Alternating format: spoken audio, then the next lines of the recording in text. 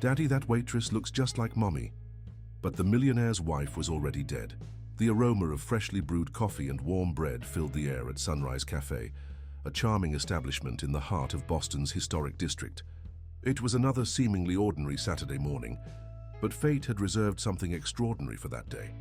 Michael adjusted the napkin on his little Sophie's lap, just 4 years old, while watching his daughter play distractedly with the silverware on the checkered tablecloth. This Saturday breakfast routine had become a sacred ritual for father and daughter over the past 2 years, ever since Caroline, Michael's wife and Sophie's mother, had passed away in a tragic accident. It was Michael's way of keeping Caroline's memory alive, as she had loved this same cafe, and of creating new special moments with his daughter. "Daddy, I want pancakes with chocolate syrup," Sophie exclaimed, her brown eyes shining with anticipation. Michael smiled, running his hand through the girl's dark hair, so similar to her mother's. "So of course, princess, but first let's order some orange juice, okay?" While they waited for their order, Michael watched his daughter coloring a drawing on the paper the waitress had brought along with the crayons. Sophie had inherited her mother's artistic talent, and each colorful stroke she made on the white sheet was like a small gift reconnecting him with Caroline. The cafe door's bell chimed softly, announcing the arrival of more customers. Michael kept his eyes fixed on Sophie, admiring the little girl's concentration on her drawing, when her voice pulled him from his thoughts. "Daddy, look, she's just like Mommy." Michael's heart skipped a beat. He followed his daughter's gaze and felt as if the world had stopped spinning. A young waitress was serving coffee at a nearby table, and the resemblance was striking. The same wavy brown hair, the same delicate profile, even her way of smiling was identical to Caroline's. Michael blinked several times, his mind trying to process what his eyes were seeing. It was like standing before a ghost, a cruel illusion created by his longing. But Sophie had noticed too, and children have a unique way of perceiving truth. "It can't be," he murmured to himself, feeling his hands trembling slightly. The waitress continued her work, unaware of the impact her presence was causing. Michael watched as she moved between tables with the same grace that had enchanted him so much in Caroline. Sophie tugged at his sleeve, insistent. "Daddy, can we talk to her? Is it Mommy coming back to us?" The innocence in his daughter's voice broke his heart. How could he explain to a 4-year-old child that some people simply don't come back? "No, my love," Michael replied gently. "It's not Mommy, but you're right, she does look a lot like her." He tried to keep his voice steady, but inside, a storm of emotions consumed him. The waitress approached their table, holding a coffee pot. "Good morning. Can I offer you more coffee?" Her voice was different from Caroline's, but there was something familiar about it that Michael couldn't explain. The name tag on her uniform read, Laura. "Please," Michael managed to respond, trying to control the tremor in his voice. As she poured the coffee, Sophie couldn't take her eyes off her, and the waitress returned a gentle smile. "What a pretty drawing you're making," Laura commented, leaning over to see Sophie's art. The girl smiled, proud, and began to explain every detail of her creation with the enthusiasm characteristic of children. Michael observed the interaction, noticing every small gesture, every expression. There was something more there beyond the physical appearance. It was as if the universe was trying to tell him something, as if this encounter was not mere coincidence. When Laura moved away to attend to other tables, Sophie turned her attention back to her father. "Daddy, she has the same smile as Mommy, in the pictures on your phone." The innocent observation from his daughter hit him like lightning. It was true. The smile was identical to the one he loved seeing in the photos he kept of Caroline. Michael spent the rest of breakfast divided between paying attention to his daughter and discreetly observing the waitress. Each of her movements brought a new wave of memories of Caroline. It was as if the past and present were mixing right there, in that small cafe in the center of the city. Sophie finished her pancakes and began to get restless, wanting to play in the small playground the cafe maintained in the corner.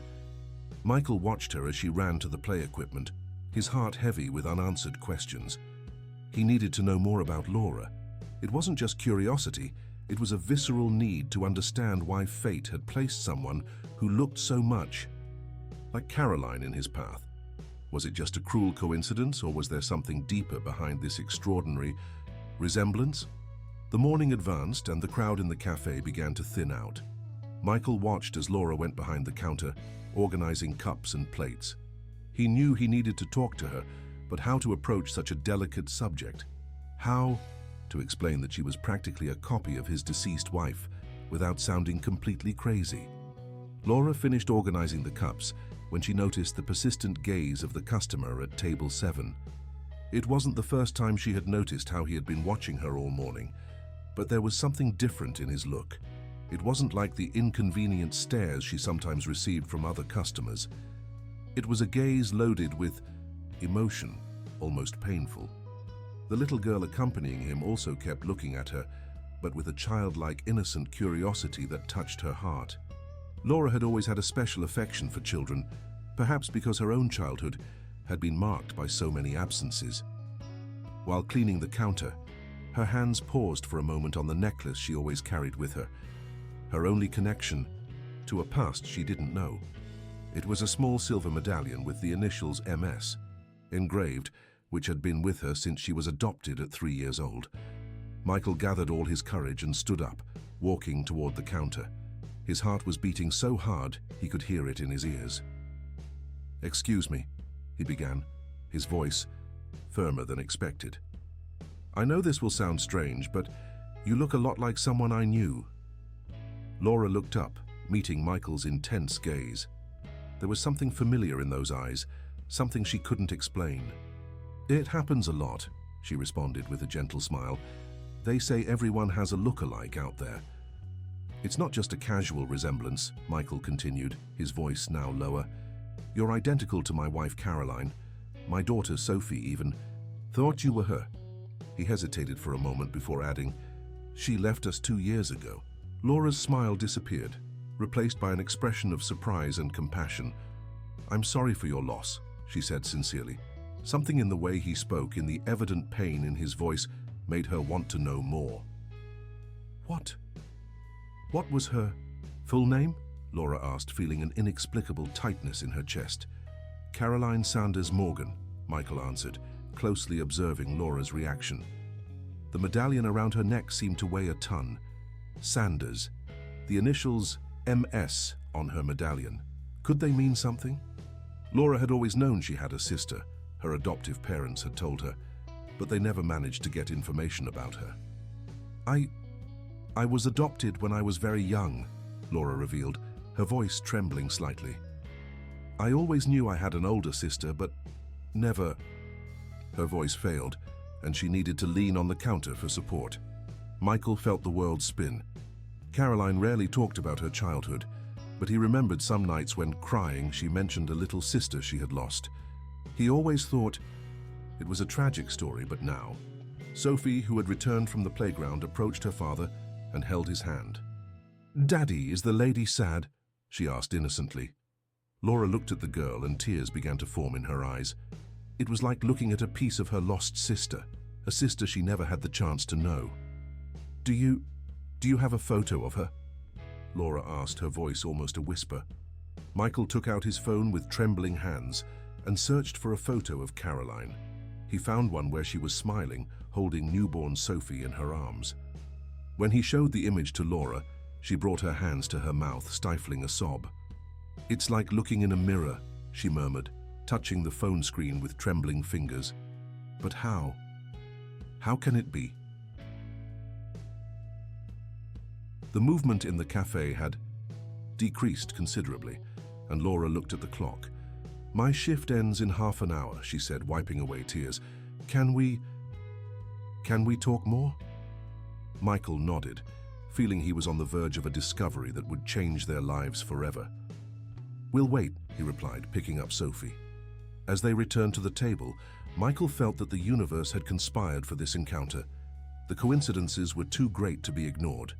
The medallion around Laura's neck, the striking resemblance, the adoption story, everything seemed to fit together like pieces of a long-lost puzzle. Sophie, oblivious to the complexity of the situation, continued her drawing, occasionally looking at Laura with a smile.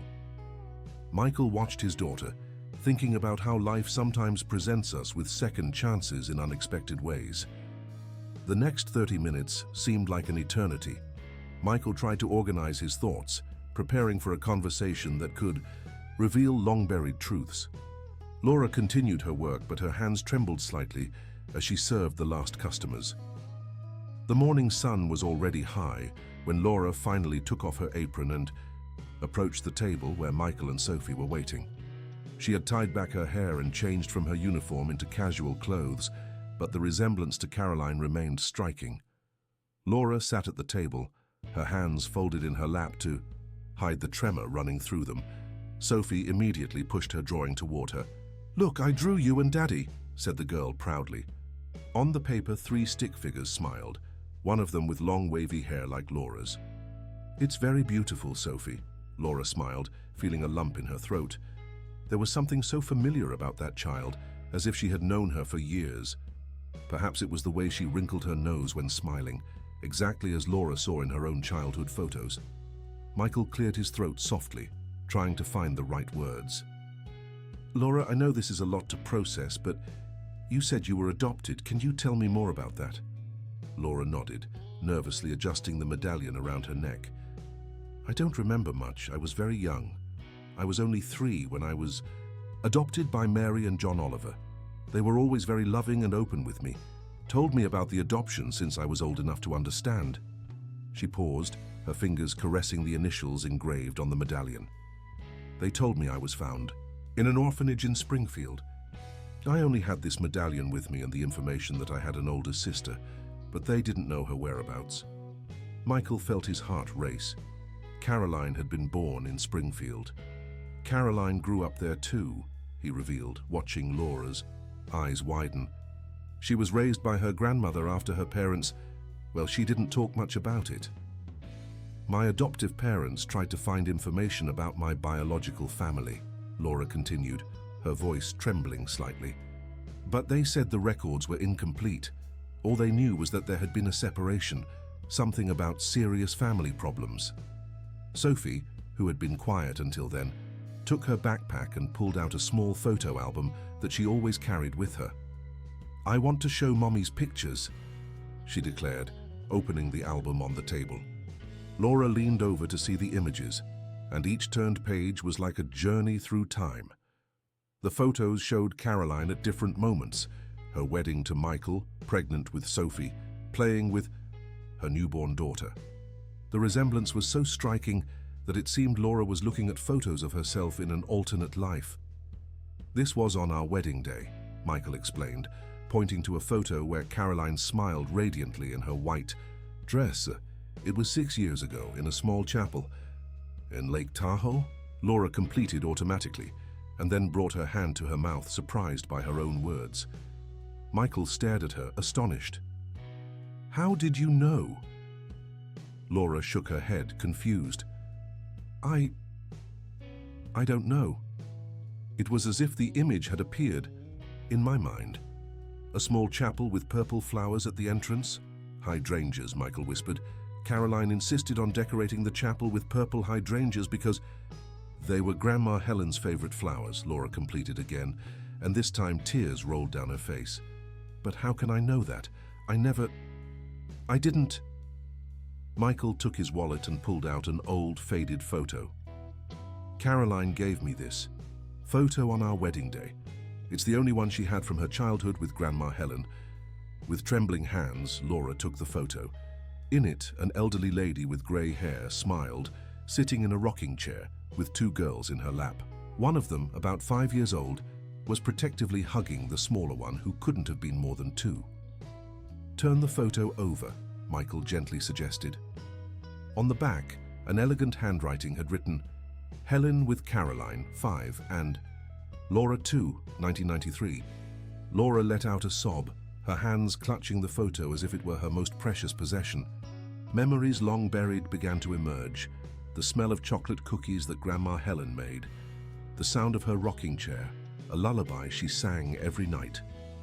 "I remember," Laura whispered, her voice choked. "I remember Grandma Helen. The smell of cookies, the song she sang. She began to softly hum a melody, and Michael felt his eyes fill with tears. It was the same song Caroline used to sing to Sophie at bedtime. Sophie, who had been absorbed in the photos, looked at Laura with wide eyes. "That's Mommy's song. She always sang it to me before bed." Laura couldn't contain her tears now. Years of unanswered questions, of inexplicable voids, began to make sense. The medallion around her neck, MS, Morgan Sanders, the surname of her biological family, the fragmented memories of a house smelling of cookies, of an older sister who protected her, of a loving grandmother. "But what happened?" she asked, wiping away tears. "Why were we separated? Caroline never—" Michael took a deep breath. "Caroline talked very little about the past. I know that she and you went to live with your grandmother after your parents had serious problems, but something happened when Helen got sick. Caroline only told me that suddenly you weren't there anymore, and no one really explained what had happened." "Did she look for me?" Laura asked, her voice small and vulnerable. "For years," Michael replied softly. "She never gave up. But back then, adoption records were more complicated, and without knowing your new name." The silence that followed was filled only by the soft sound of the cafe's ambient music. Laura stared at the photo in her hands, her fingers delicately tracing the outlines of the two girls in their grandmother's lap. Memories, like bubbles rising to the surface of a deep lake, began to emerge in her mind.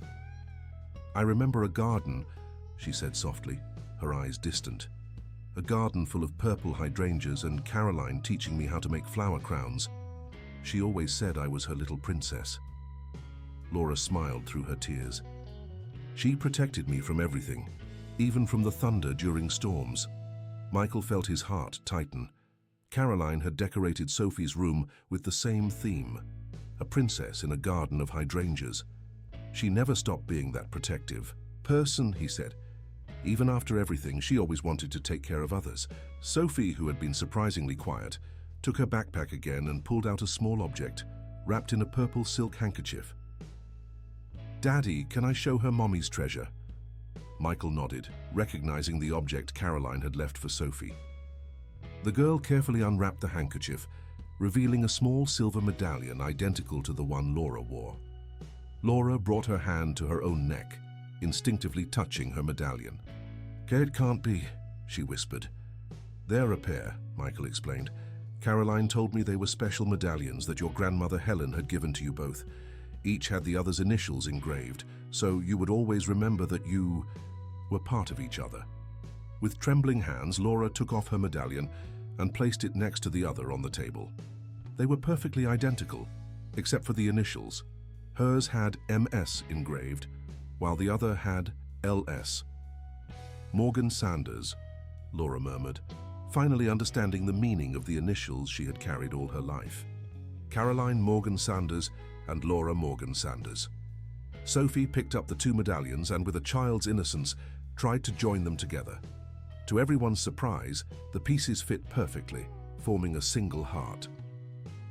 "Grandma Helen used to say that as long as the medallions could find each other, we would also find each other one day," Laura said, the memory emerging clear as day in her mind. "I remember her saying that, the night she gave us the medallions."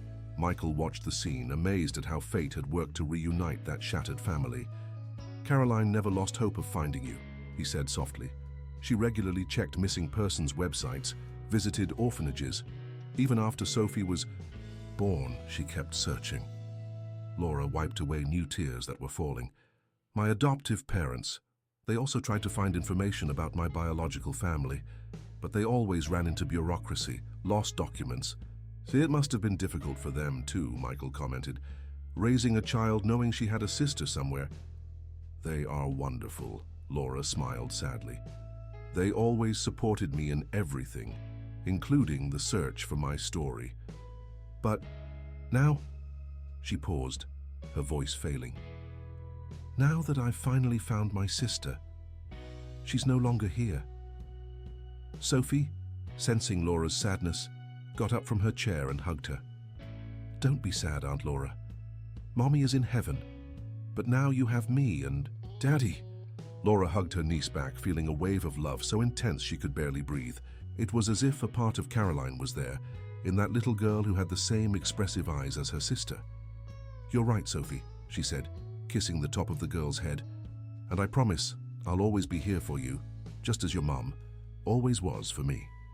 Michael observed the interaction between aunt and niece, feeling that something was beginning to heal in his heart. The pain of losing Caroline would never completely disappear, but now there was a new kind of hope, a new chance to keep her memory alive through Laura. "Laura," he began hesitantly, "I know it's a lot to process, but we'd like you to be part of our lives. Sophie needs to know her family's story, and well, you're part of that story." Laura looked at Michael, then at Sophie, who was still in her arms. "I would love that," she responded with an emotional smile. "But there's so much I need to know, so many stories to share." "We have all the time in the world," Michael assured, "and I'm sure Caroline would be happy to know that we finally found you." Sophie picked up the medallions that were still joined on the table. "Can we keep them together now?" she asked innocently. Laura smiled, taking the medallions and gently separating them. She put hers back around her neck and helped Sophie store the other in the purple handkerchief. "They've already fulfilled their mission, dear. They helped us find each other, exactly as Grandma Helen said would happen." The afternoon sun was beginning to shine through the cafe windows, bathing the table in a golden light. Michael looked at his watch, surprised to see how much time had passed. "How about lunch together?" he suggested. "I know a restaurant nearby that serves delicious lasagna with extra white sauce," Laura asked, and then laughed at Michael's surprised expression. "Another memory that just came back. That's how Grandma Helen made it, wasn't it?" "It was Caroline's favorite too," Michael confirmed, smiling. "And it's still the only way Sophie will eat lasagna." As they prepared to leave the cafe, Laura looked one last time at the old photo she still held. Two smiling girls in their grandmother's lap, not knowing that fate would separate them, but also not imagining that years later they would find a way back to each other, even if in a way they could never have predicted. The Italian restaurant was as cozy as ever, with its red checkered tablecloths and the tempting aroma of spices in the air. Laura, Michael and Sophie settled at a table near the window where the early afternoon light created a welcoming atmosphere. The waiter soon brought menus, but they didn't need to look. They already knew exactly what they wanted. "A family-sized lasagna with extra white sauce," Michael ordered, exchanging a knowing look with Laura. It was surreal how small details of Caroline's life kept appearing, connecting them in unexpected ways. While waiting for their order, Laura took her cell phone out of her pocket. "I need to call my parents," she said, her voice mixing anxiety and excitement. "They need to know, they need to understand why today changed everything." Michael nodded, understanding. "Would you like some privacy?" Laura shook her head. "No, stay, you're my family now too." She dialed the number, putting the phone on speaker. After a few rings, a warm woman's voice answered. "Hi, Mom," Laura began, her voice trembling slightly. "Can you and Dad come to Boston today? Something incredible happened. I found my sister, or rather I found her family." On the other end of the line, Mary Oliver was silent for a few seconds. "Laura, my love, are you sure?" "How?" "I'm absolutely sure, Mom. I'm here with Michael, my brother-in-law, and Sophie, my niece. We have photos, documents, and..." She touched her medallion. "The match to my medallion. The one you always said must have had a special meaning." Mary's voice choked up. "We searched for so long, Laura. Your father will be..." She paused to compose herself. "Of course we'll come. We'll leave Riverside right now." After hanging up, Laura explained to Michael how Mary and John Oliver had been fundamental in her search for identity. "They always encouraged me to look for my roots, you know. They were never afraid of losing me because of it. On the contrary, they said that the more I knew about myself, the more love I would have to give." Sophie, who was playing with her crayons, raised her head. "Does that mean I have more grandpas and grandmas now?" Laura smiled, emotional. "Yes, dear. You have your Oliver grandparents now too, and they'll love you just as much as they love me." The waiter arrived with the lasagna, its rich aroma filling the air around the table. While serving the portions, Laura watched Sophie immediately attack the extra white sauce, exactly as she herself did as a child. "You know," Michael began, after a few moments of contemplative silence, "Caroline always said she wanted to raise Sophie with the same family traditions she had when she was little. Now I understand better why." Laura took her napkin, wiping away a stubborn tear. "She kept the memory of our family alive, even without knowing if one day..." Her voice failed. "Aunt Laura," Sophie called, her little face stained with white. "Sauce, tell me a story about when you and Mommy were little." Laura took a deep breath, memories flowing like a river that finally found its course. "Well, there's a story I just remembered. It was Christmas Eve.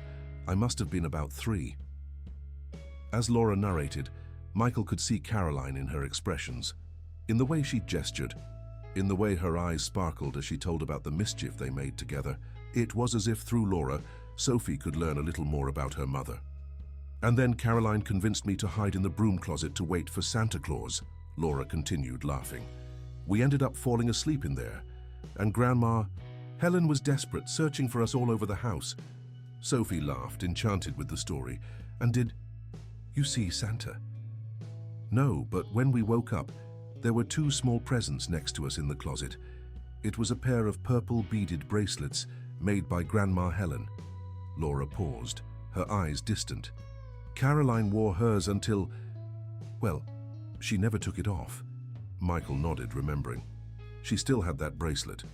It's kept in a special box in Sophie's room, along with other memories she wanted her daughter to have." "May I see it later?" Laura asked softly. "Of course," Michael replied. "Actually, there's a lot that Caroline kept that makes more sense now. Diaries, old photos, small objects that she said were too important to throw away." Laura's cell phone vibrated, a message from her mother informing that she and John were already on their way. Laura showed the message to Michael, who immediately suggested, "Why don't we all go to my house? I'm sure your parents will want to see all these memories too." Laura agreed, feeling a mix of anxiety and anticipation. It was strange how in just a few hours her life had completely changed. Suddenly, all the loose pieces of her past were beginning to form a clear picture. "Daddy," Sophie called, licking her dessert spoon, "can we show Aunt Laura Mommy's garden?" Michael smiled. "Of course, Princess. I'm sure she'll love to see the hydrangeas we planted." Laura looked at the two, curious. "Garden?" "Caroline had a small garden in the backyard," Michael explained. "After she passed, Sophie and I kept the flowers, especially the purple hydrangeas," Laura completed, smiling through tears, "like the ones in Grandma Helen's garden." The waiter approached to remove the plates, and Michael asked for the check. While they waited, Sophie began to draw again, this time depicting a house with a large purple garden and 4 smiling people. Herself, her father, Aunt Laura, and, floating above them like an angel, her mother. Laura observed the drawing, feeling her heart tighten and expand at the same time. It was amazing how love could find new paths, how family bonds could be reconstituted, even after so many years and so many losses. Michael and Sophie's house was in a quiet neighborhood in Boston's South Side, with old trees lined along the sidewalk and well-maintained gardens. When the car parked, Laura felt her heart race. It was as if she was about to enter a sanctuary of her sister's memories. "Welcome," Michael said softly, opening the gate. Sophie ran ahead, eager to show every corner of the house to her new aunt. The interior of the house was cozy, decorated with family photos and Sophie's drawings everywhere. Laura stopped in front of a large framed photo on the living room wall. It showed Caroline smiling, sitting on a garden swing with baby Sophie in her lap. "That was on her first birthday," Michael explained, stopping beside Laura. "Caroline had just finished the backyard garden. She said she wanted Sophie to grow up surrounded by flowers like you two did." Sophie pulled Laura's hand. "Come see Mommy's garden, Auntie. I help Daddy take care of the flowers every day." Laura followed her niece through the house to the backyard, where a small paradise was revealed. Purple hydrangeas dominated the space, their voluminous flowers swaying gently with the breeze. A wooden swing, the same one from the photo, was still there, now covered with a flowering vine. "It's exactly like Grandma Helen's garden," Laura whispered, touching one of the flowers delicately. Caroline recreated every detail. Michael watched the scene, moved. She spent hours here, especially when she was pregnant. She said it was her place of peace, where she could feel the presence of the family she had lost. The sound of the doorbell interrupted the moment. Mary and John Oliver had arrived. Laura ran inside, her heart beating fast. When she opened the door, her adoptive parents immediately embraced her, tears in their eyes. "My girl," Mary whispered, holding Laura's face between her hands. "I can't believe that finally." "Grandma Mary," Sophie exclaimed, running to meet her new grandparents. John bent down to receive the little one in his arms, his own tears falling freely. Michael invited everyone into the living room, where he began to take out boxes and albums from a cabinet. "Caroline kept everything," he explained to the Olivers. "I think she always had hope that one day she could share these memories." Mary picked up one of the old photos where the two girls were playing in a garden. "Laura had those same dimples when she smiled," she commented, emotional. "Whenever we saw photos of her as a little girl, I thought about how her sister must miss her." John, who had been quiet until then, finally spoke. "We never gave up searching, you know. But the records from that time, a lot was lost in the orphanage fire in '94. Laura looked at her adoptive parents with infinite love. "You always supported me in this search. You always told me I had two families to love. And now they've finally found each other." Mary smiled, hugging Sophie, who had nestled in her lap. Michael brought a special box lined with purple velvet. "Caroline kept her most important things here," he explained, opening it carefully.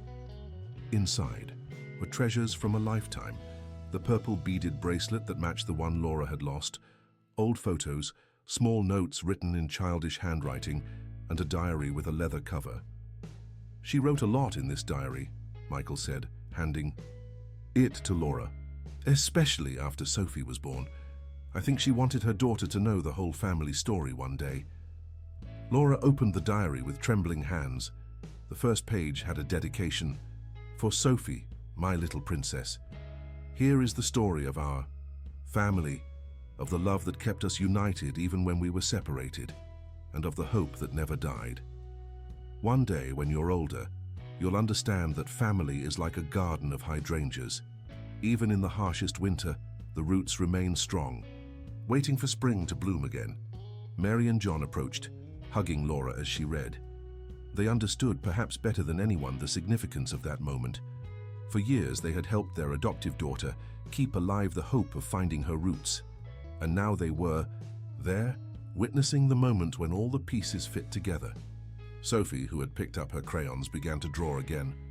This time, her drawing showed a large garden of purple hydrangeas with many happy people. Herself, her father, Aunt Laura, Grandma Mary and Grandpa John, and in the sky, surrounded by flowers, her mother Caroline smiled at everyone. "Look, Aunt Laura," she said, showing the drawing, "now our family is complete." Laura hugged her niece, feeling as if her heart could explode with love. It was incredible how fate had worked to bring all those people together, to heal old wounds and create new bonds of love. Michael observed the scene, thinking how Caroline would be happy to see her family finally reunited. The garden she had, created with so much love, was now the perfect setting for this new chapter in their lives. The afternoon progressed as the family continued exploring Caroline's diary. Laura read selected passages aloud, her voice occasionally breaking with emotion from her sister's words. One entry in particular caught her attention. "Dear Sophie, today you turned 1 year old, and while you slept in your crib, I stayed in the garden looking at the hydrangeas and thinking of Laura. You have the same smile she had as a baby, that smile that lit up Grandma Helen's eyes. Sometimes when I care for the garden, I feel as if I'm back in those days in Springfield teaching Laura to make flower crowns.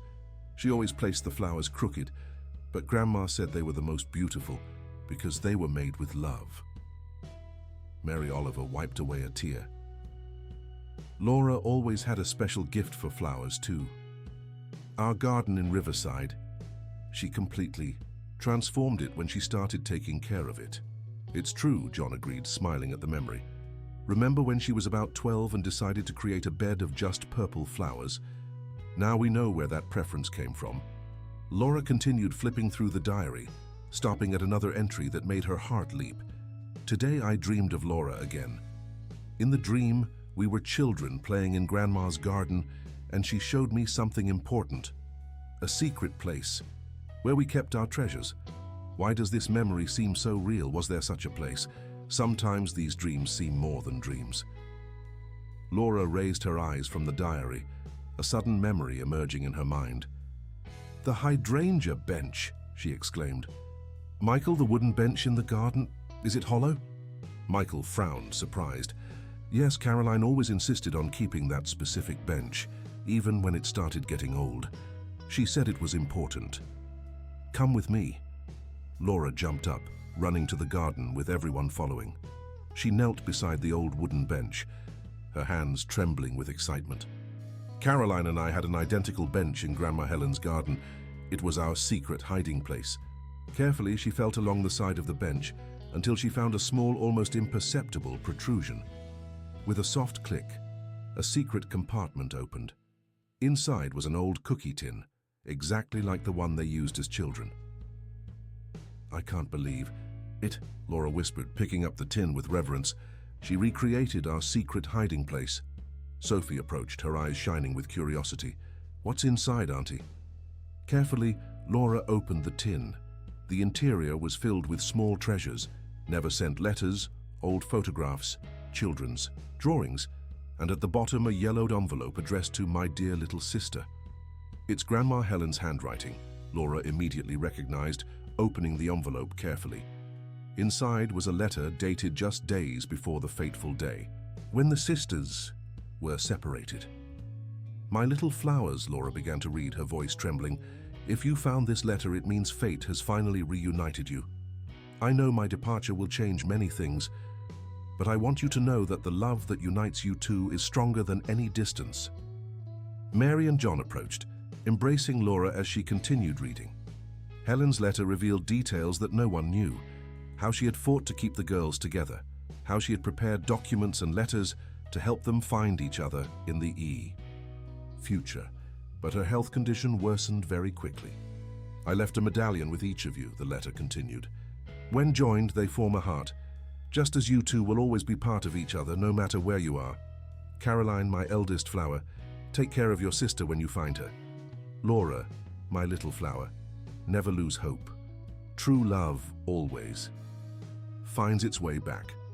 Michael observed the scene, thinking about how Caroline had meticulously recreated every detail of her childhood, keeping alive the hope of reunion. The bench, the garden, even the secret hiding place. Everything had been prepared for the moment when Laura would finally find her way back home. Sophie, who was sitting on her grandmother Mary's lap, asked innocently, "Did Grandma Helen know we were going to meet?" Laura smiled through her tears. "I think so, dear. She knew that our family's love was too strong to stay lost forever." At the bottom of the tin was another envelope, this one in Caroline's handwriting. "To be opened when Laura comes home." Laura held the envelope against her chest, not yet ready to read her sister's words. Some revelations needed to wait for the right moment. The sun was beginning to set, tinting the garden with golden hues. The purple hydrangeas looked almost magical in that light, as if they were still guarding even more secrets to be discovered. "I think we've found our next family project," Michael said softly, looking at the garden. "We'll restore the bench, plant more hydrangeas, and make flower crowns," Sophie completed enthusiastically. "Aunt Laura can teach me, just like Mommy taught her." Laura hugged her niece, feeling as if a circle was closing. "Of course I'll teach you, my love. And they'll be crooked and perfect, exactly how Grandma Helen liked them." Mary and John watched their adoptive daughter with pride and love. They had always known this day would come, that Laura's heart would find its way back to her roots. Seeing the family they loved so much expand in this way was a priceless gift. "You know," John commented, looking at the darkening sky, "I think we have Caroline to thank for this. She never gave up, never let hope die. She kept everything alive, the memories, the garden, the love, until the right moment came." Laura nodded, pressing the envelope to her chest. There was still so much to discover. So many stories to share, so many moments to create. But now there was no rush. She was finally home. Night had fallen over the garden, and the family gathered again in the living room where Mary was preparing tea for everyone. The envelope Caroline had left for Laura remained sealed, waiting for the right moment. Sophie had fallen asleep on the couch, hugging her photo album, exhausted after such an emotional day. "She's just like you when you were little," Mary commented, watching Sophie sleep, always clutching her treasures before falling asleep. Laura smiled, adjusting a lock of her niece's hair. "I used to sleep holding my medallion. You always told me it was my lucky charm." "And it was," John replied, holding his wife's hand. "It brought you here, didn't it?"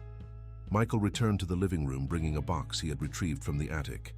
"I found some more things Caroline kept," he explained, placing the box on the coffee table. "There are some old videotapes. Here." Laura leaned over to examine the contents of the box, and her eyes widened at seeing a tape labeled Christmas 1993, Helen, Carol, and Laura. "Do you have a way to watch this?" "I have an old player stored away," Michael replied, already heading to the TV cabinet. A few minutes later, after some technical adaptations, the screen came to life with grainy but clear images. Laura's heart stopped for a moment when the image of her grandmother Helen appeared on the screen. She was sitting in her famous rocking chair, with two little girls beside her decorating a Christmas tree. "Show the camera the ornament you made, Laura." Helen's voice sounded clearly across the years. On the screen, a small 3-year-old. Laura proudly held up a poorly made purple paper ornament. "It's a hydrangea, Grandma," little Laura exclaimed, making Caroline, then 6 years old, laugh and hug her. "All the flowers you make are hydrangeas, silly," Caroline said affectionately, helping her sister hang the ornament on the tree. Mary and John watched emotionally, seeing their adoptive daughter in her early years for the first time. "Look how determined you already were," Mary commented, laughing through tears when the little Laura on screen insisted on hanging the ornament by herself, even though she was too short to reach. The video continued, showing Helen teaching the girls to make Christmas cookies. "The secret," she said to the camera, "is to make them with love. My granddaughters are the best kitchen helpers in the world." Laura suddenly stood up, running to the kitchen. She returned moments later with her purse, from which she took a small worn notebook. "I always carry this with me," she explained, opening the notebook to a specific page. "It's a cookie recipe that I could never make quite right. Now I know why. It was Grandma Helen's recipe." Michael smiled, remembering. Caroline made these cookies every Christmas. She said it was a family tradition that needed to be maintained. On the TV, the scene changed to the garden, where Helen was sitting between her granddaughters telling a story. "Do you know why hydrangeas change color?" she asked the girls. "Because they guard love stories. When a story is very strong, very special, the flowers turn purple, the rarest and most beautiful color." "Like our love, Grandma?" little Laura asked, making Helen smile and hug the two girls. "Exactly, my little flower.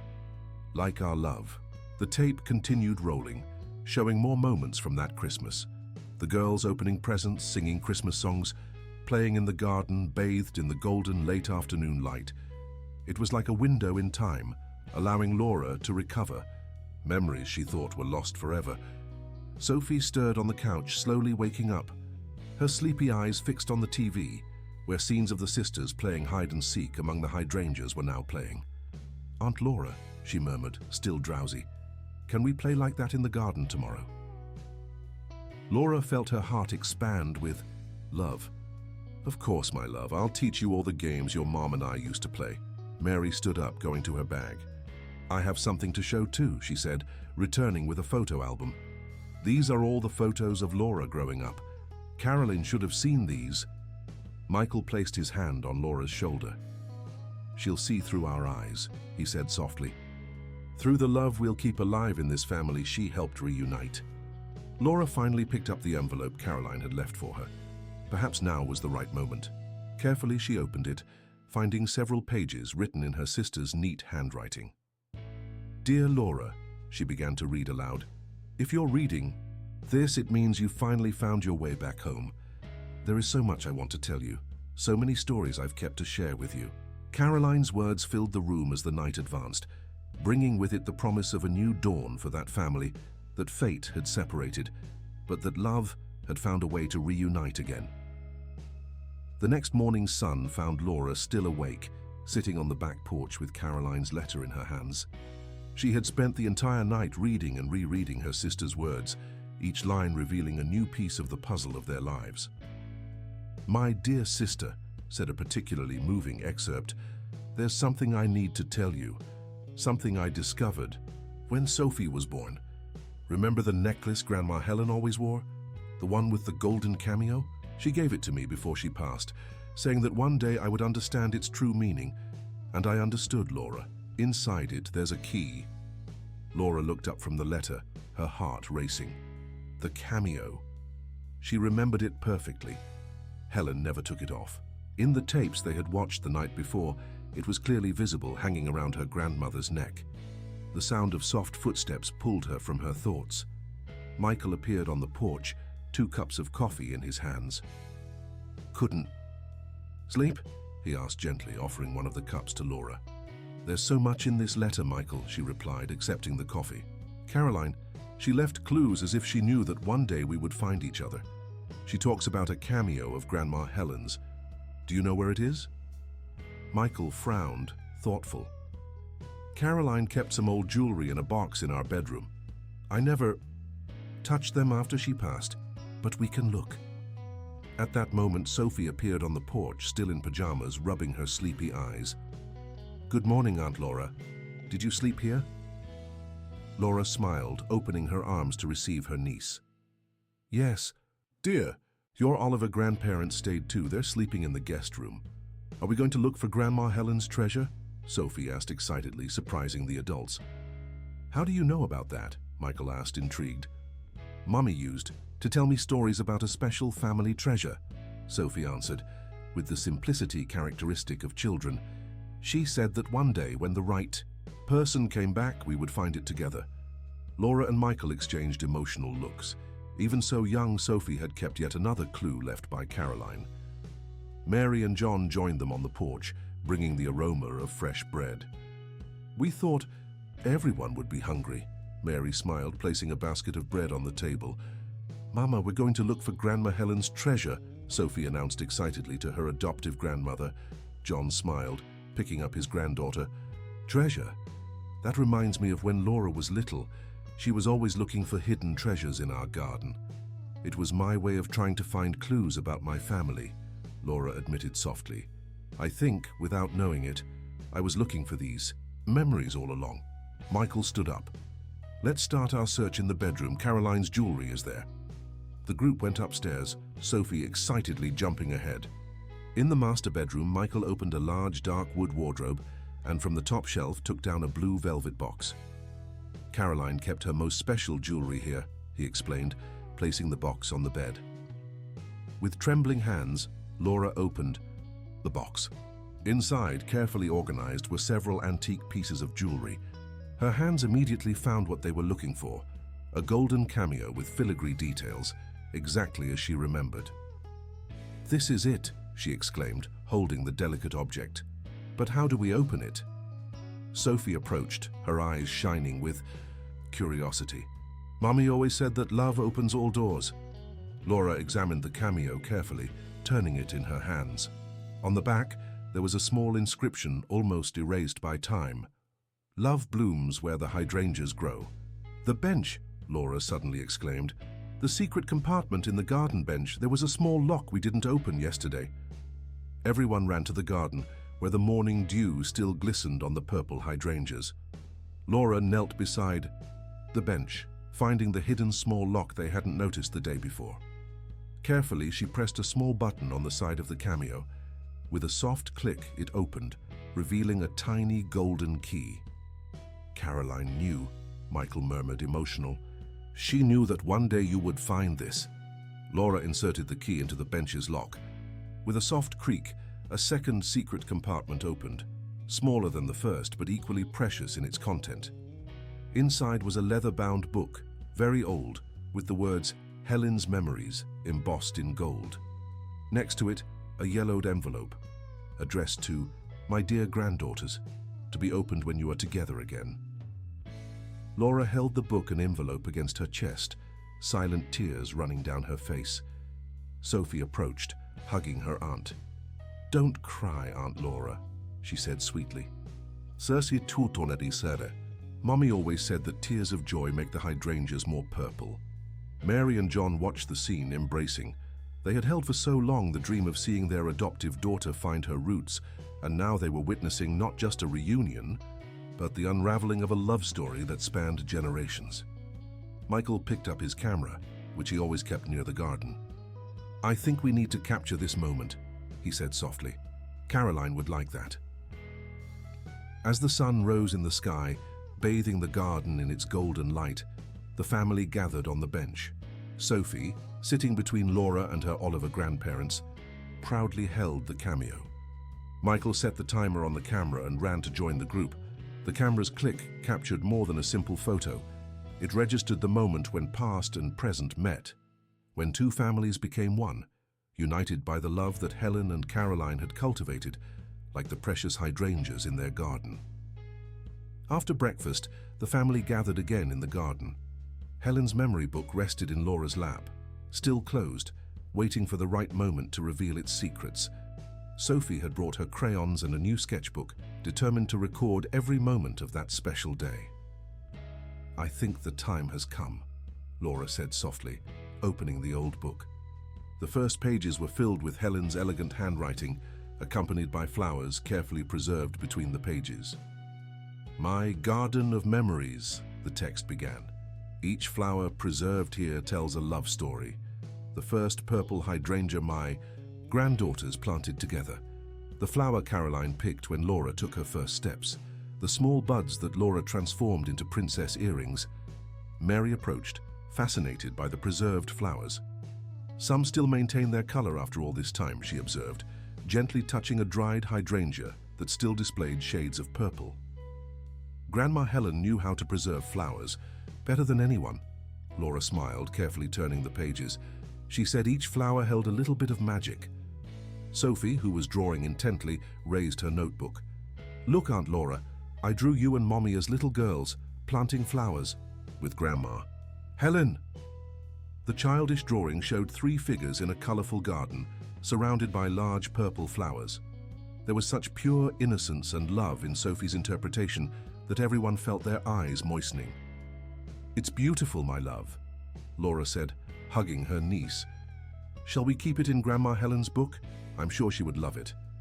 As Sophie carefully placed her drawing between the pages of the book, Michael brought the envelope they had found in the secret compartment. "Do you want to read it now?" he asked gently. Laura nodded, taking the envelope with trembling hands. Inside were several handwritten pages, Helen's handwriting still firm despite the age of the document. "My dear granddaughters," Laura began, "to read aloud. If you are reading this letter, it means love has found a way to bring you back to each other.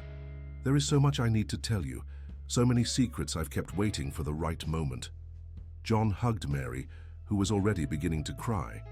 They knew how much this moment meant, not just for Laura, but for the entire family. "Caroline, my eldest flower," the letter continued, "you have always been the protector, the guardian of our family stories. Laura, my little flower, your joy was always the sun that made our garden grow.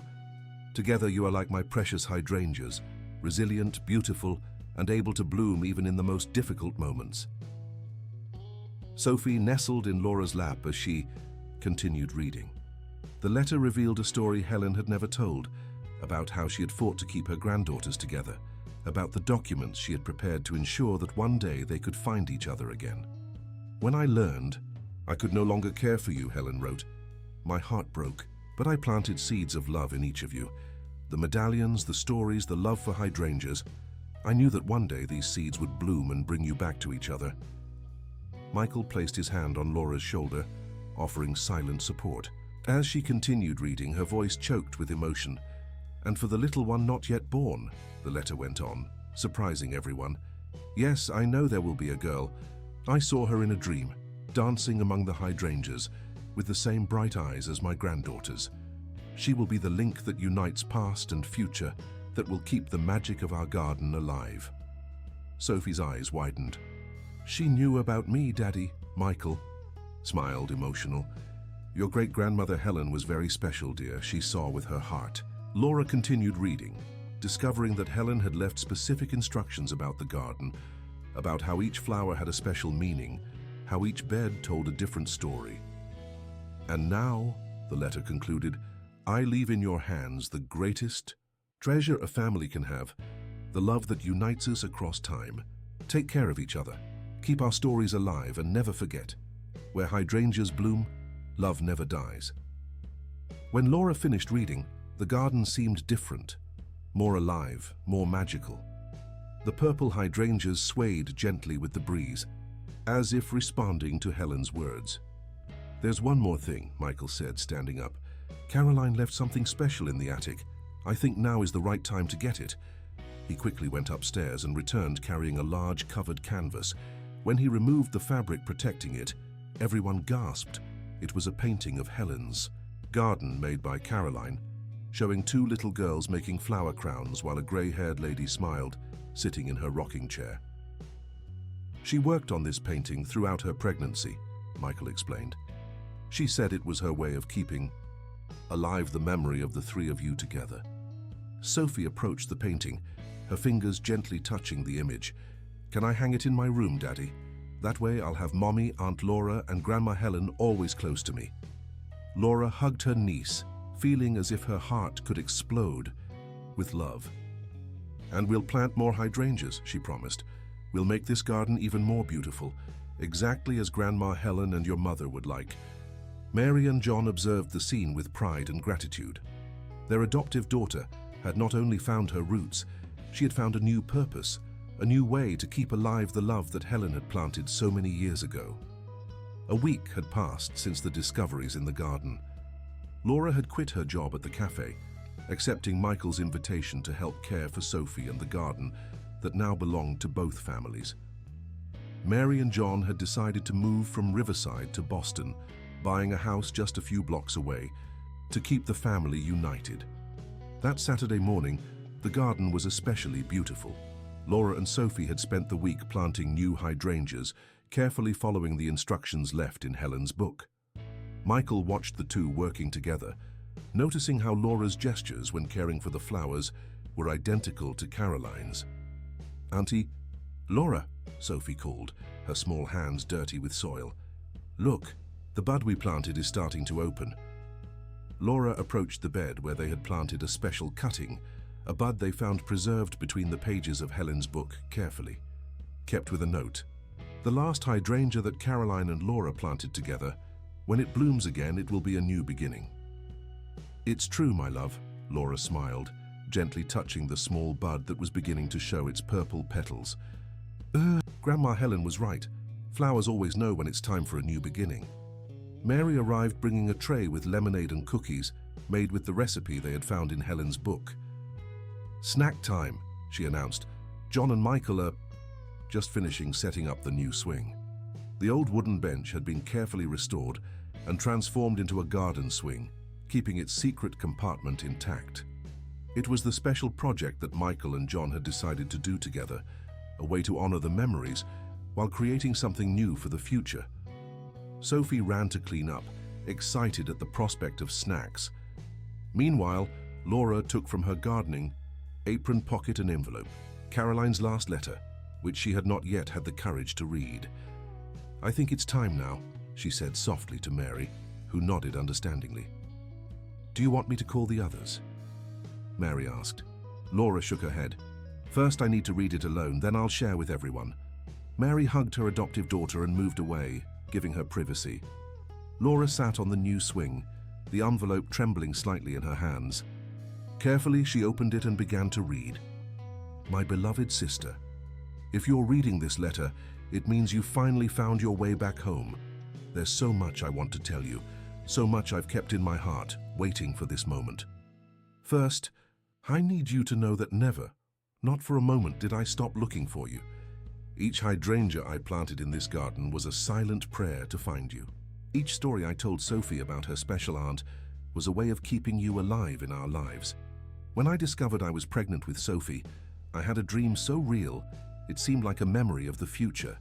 In it, I saw you and my daughter together, in this same garden, making flower crowns as we used to do. It was then that I understood, even if I wasn't here to see it, you two would find each other one day. That's why I prepared everything. The garden, the letters, the hidden treasures. Every detail was thought out so that, when the time came, you could know not only your story, but also the love that never ceased to exist.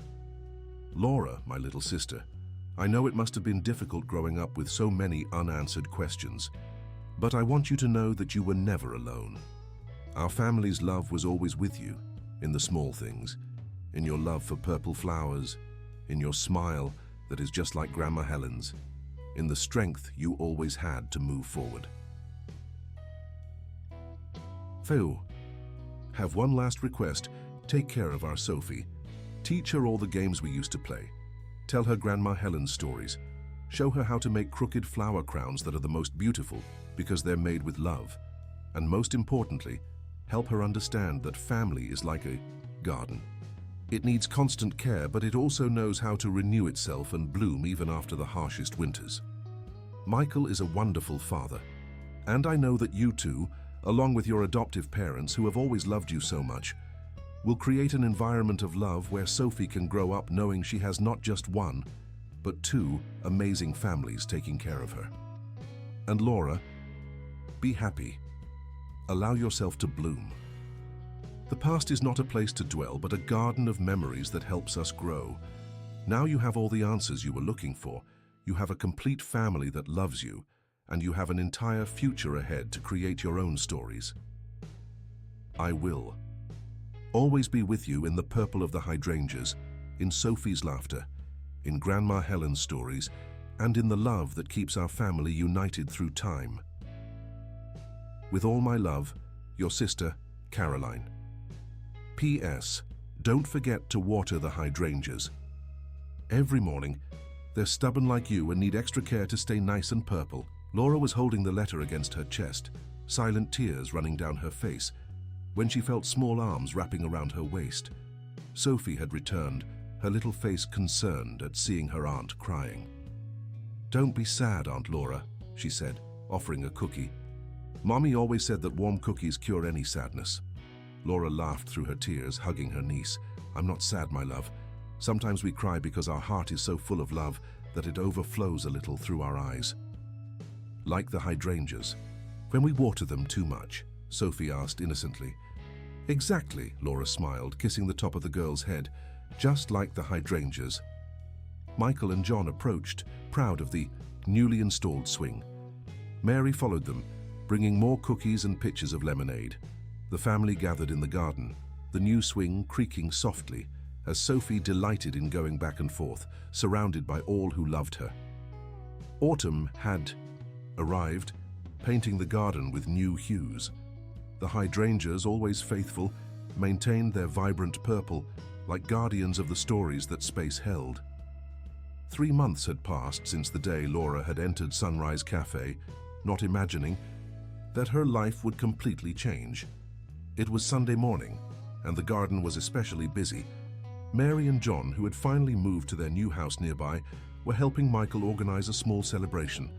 Laura and Sophie were busy doing what they loved most, making flower crowns. "Like this, Sophie," Laura instructed patiently, showing how to intertwine the flowers. "It doesn't matter if they're crooked, they're the most special, remember?" Sophie nodded, her tongue appearing at the corner of her mouth as she concentrated on her task. Beside her, several crowns already finished formed a colorful collection, one for each family member. "Aunt Laura," Sophie called, holding her latest creation, "do you think Mommy would like this one?" Laura examined the flower crown carefully. The hydrangeas were somewhat crooked, but there was so much love in each intertwined petal that it was impossible not to smile. "She would love it, my dear. It's exactly how I made them when I was little, and your mother always said they were the most beautiful in the world." Michael approached, carrying the last chair for the garden. "Almost everything is ready," he announced, "just waiting for the special surprise." The special surprise was a project the whole family had worked on in secret over the past few weeks.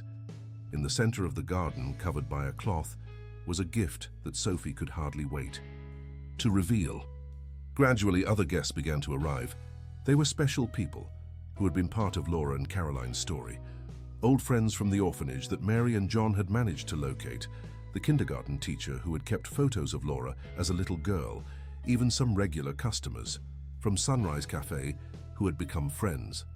When everyone was gathered, Sophie stood up, important in her purple dress specially chosen for the occasion. With Laura's help, she began to distribute the flower crowns they had made.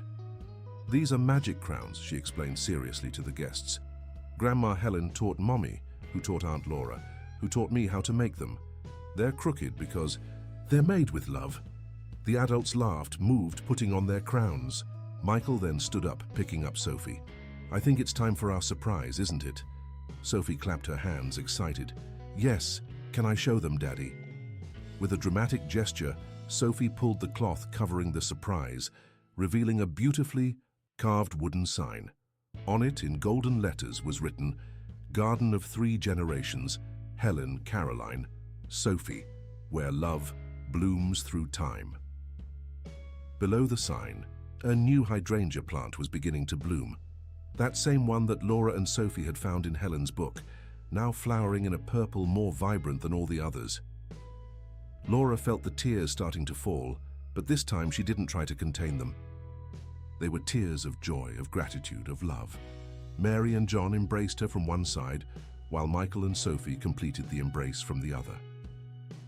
"Family is like a garden," Laura said softly, repeating the words that both Helen and Caroline had written. "It needs care, love, and sometimes goes through difficult winters, but it always finds a way to bloom again."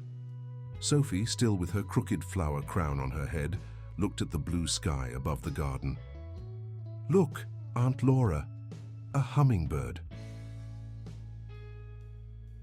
Everyone looked up, watching the small bird dance among the hydrangeas.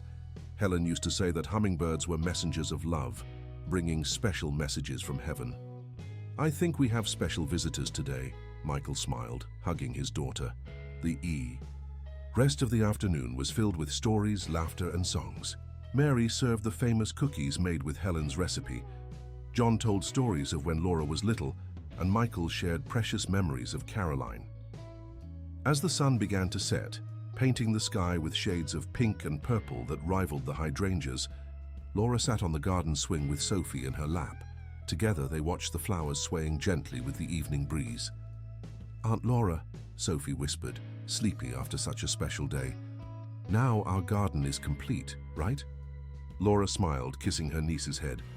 "Yes, my love, now our family is complete." And there, surrounded by purple hydrangeas and by the love of 2 families that had become one, Laura finally understood what Helen and Caroline had always known. That true love, like the most resilient hydrangeas, always finds a way to bloom, even in the most unlikely places, even after the most painful separations.